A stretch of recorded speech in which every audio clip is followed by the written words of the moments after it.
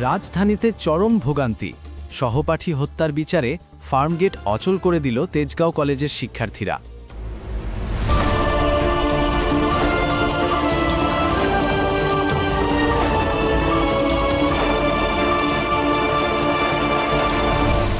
Channel CB.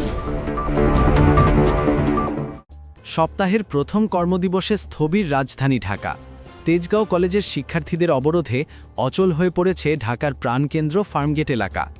সহপাঠী হত্যার বিচার চেয়ে রাজপথে নেমে এসেছে শত শত শিক্ষার্থী।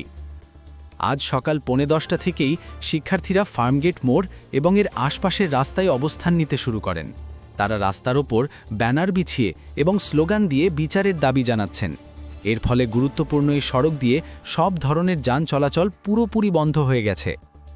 আজ রোববার হওয়ায় সকাল থেকেই রাস্তায় অফিসগামী মানুষ এবং সাধারণ যাত্রীদের উপচে পড়া ভিড় ছিল।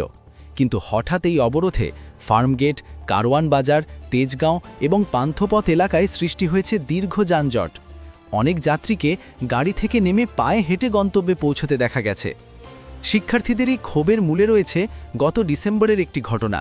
তেজগাঁও কলেজের হোস্টেলে 2 গ্রুপের সংঘর্ষে গুরুতর আহত হয়েছিলেন এইচএসসি দ্বিতীয় বর্ষের ছাত্র Shakibul Hasan Rana.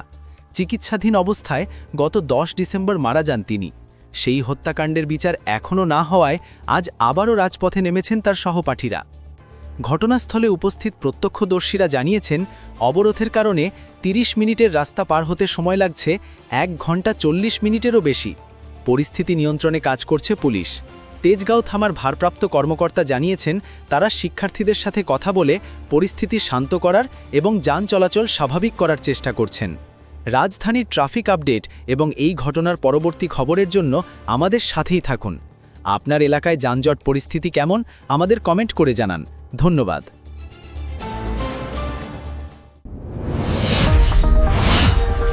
Subscribe now for daily news and updates.